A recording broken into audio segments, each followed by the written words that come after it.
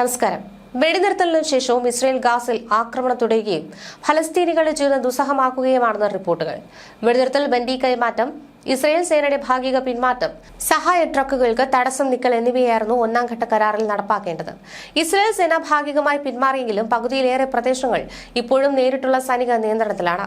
Israel ഇടയ്ക്കിടെ ആക്രമണങ്ങൾ തുടരുകയും സഹായങ്ങൾ തടയുകയും ചെയ്യുന്നതിനാൽ വെടിനിർത്തലിന് ശേഷം തങ്ങളുടെ ജീവിതത്തിൽ കാര്യമായ മാറ്റമൊന്നും ഉണ്ടായിട്ടില്ല എന്നാണ് ഗാസയിലെ ഫലസ്തീനികൾ പറയുന്നത്. നബ്ലസിന് തെക്ക് ഭാഗത്തുള്ള ഖിർബറ്റ് യാനുവിൽ ഒലിവ് വിളവെടുക്കുവാനെത്തിയ ഫലസ്തീൻ കർഷകരെ ഇസ്രയേൽ സൈന്യം തടഞ്ഞതായി അൽ ജസീറ റിപ്പോർട്ട് ചെയ്തിരുന്നു. അധിനിവേശ വെസ്റ്റ് ബാങ്കിലും ഒലിവ് വിളവെടുക്കുന്നതിൽ നിന്ന് ഫലസ്തീൻ കർഷകരെ ഇസ്രയേൽ സൈന്യം തടഞ്ഞു.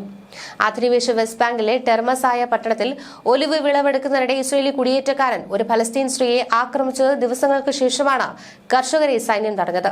ഗാസയിലേക്ക് സഹായം നിരൂപാധികം കടത്തിവിടണമെന്നാണെങ്കിലും റഫ അതിർത്തി ഇതുവരെ തുറന്നു കൊടുത്തിട്ടില്ല. ജീവനോടെയുള്ള 20 ബന്ദികളെയും 13 മൃതദേഹങ്ങളും ഹമാസ് വിട്ടു നൽകിയിട്ടുണ്ട്.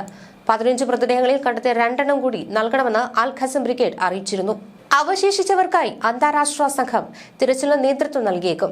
2000-ഓളം ഫലസ്തീനികളെയും 165 മൃതദേഹങ്ങളും ഇസ്രയേൽ വിട്ടു നൽകിയിട്ടുണ്ട്. ഹമാസിന് പകരം ഗാസയിൽ ആര് ഭരിക്കുമെന്നതാകും രണ്ടാം ഘട്ട ചർച്ചയിലെ പ്രധാന വിഷയം. നിരൂപാധികം സഹായം അനുവദിക്കുന്നതടക്കം വിഷയങ്ങളും പരിഗണിക്കും. അതേസമയം തിരക്കിട്ട നയതന്ത്ര നീക്കങ്ങൾക്കിടെയും ഗാസയിൽ ഇസ്രയേൽ കുരുതി തുടരുകയാണ്. 24 മണിക്കൂറിലൂടെ 13 മൃതദേഹങ്ങൾ ആശുപത്രിയിലെത്തിയതായി അധികൃതർ അറിയിച്ചു. ഗാസയിൽ സഹായ വിതരണം നടത്തുന്നതിന് ഇസ്രയേൽ നിയന്ത്രണം ഏർപ്പെടുത്തിയതിനെതിരെ രാജ്യാന്തര നീതിന്യായ കോടതി രംഗത്ത് വന്നിട്ടുണ്ട്. UN ഏജൻസികളുമായി ചേർന്ന് ഗാസയിൽ മാനുഷിക സഹായം സുഗമമാക്കാൻ ഇസ്രയേൽ ബാധ്യസ്ഥമെന്നാണ് രാജ്യാന്തര കോടതി നിരീക്ഷിച്ചത്. UN ഫലസ്തീൻ അഭയാർത്ഥി സംഘടന നിഷ്പക്ഷത ലംഘിച്ചിട്ടില്ലെന്നും കോടതി പറയുന്നു. അധിനിവേശ ശക്തിക്ക് അധിനിവേശ പ്രദേശങ്ങളിലെ എല്ലാ മാനുഷിക പ്രവർത്തനങ്ങളും നിർത്തിവെക്കുന്നത് ന്യായീകരിക്കാൻ സുരക്ഷാ കാരണങ്ങൾ ഒരിക്കലും നിരത്താൻ പാടില്ല. തെളിവുകൾ പരിശോധിച്ചതിൽ നിന്നും ഗാസ മുനമ്പിലെ ജനങ്ങൾക്ക് മതിയായ സഹായം ലഭിച്ചിട്ടില്ല. നിലവിലെ സാഹചര്യത്തിൽ UNRWA വഴി പ്രവർത്തിക്കുന്ന ഐക്യരാഷ്ട്ര സംഘടന ഗാസ മുനമ്പിൽ മാനുഷിക സഹായം നൽകുന്നതിൽ ഒഴിച്ചുകൂടാനാത്ത ഏജൻസിയാണെന്ന് രാജ്യാന്തര കോടതി വ്യക്തമാക്കി.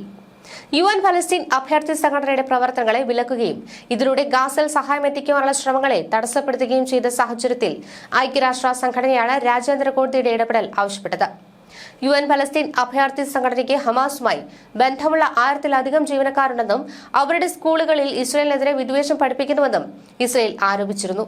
ആരോപണങ്ങൾ UNRWA ആവർത്തിച്ചു നിഷേധിച്ചിട്ടുണ്ട്. 2023 ഒക്ടോബർ 7-ന് ഇസ്രയേൽ ഹമാസ് നടത്തിയ ആക്രമണത്തിൽ UNRWAയുടെ 9 ജീവനക്കാർ ഉൾപ്പെട്ടിരിക്കുമെന്ന് ഒരു UN അന്വേഷണം കണ്ടെത്തിയിരുന്നു. എന്നാൽ UNRWA ജീവനക്കാർക്കെതിരെയുള്ള ആരോപണങ്ങൾ ഇസ്രയേൽ തെളിയിച്ചിട്ടില്ലെന്നാണ് രാജ്യാന്തര മാധ്യമങ്ങളടക്കം വന്നത്. എന്നാൽ UNRWA ജീവനക്കാർക്കെതിരെയുള്ള ആരോപണങ്ങൾ ഇസ്രയേൽ തെളിയിച്ചിട്ടില്ലെന്നാണ് രാജ്യാന്തര കോടതി ബുധനാഴ്ച പറഞ്ഞത്. രാജ്യാന്തര കോടതിയുടെ നിരീക്ഷണം ഇസ്രയേലിനെ നിയമപരമായി ബാധിക്കില്ലെങ്കിലും ഗാസയിലും വെസ്റ്റ് ബാങ്കിലും UN സംഘടനകളും മറ്റു രാജ്യങ്ങൾ ഉൾപ്പെടെയുള്ളവരും സഹായം എത്തിക്കുന്നത് നിയന്ത്രിക്കുന്നതിനെതിരെ രാജ്യാന്തര സമ്മർദ്ദം വർദ്ധിക്കാൻ ഇടയാക്കുമെന്നാണ് വിലയിരുത്തൽ.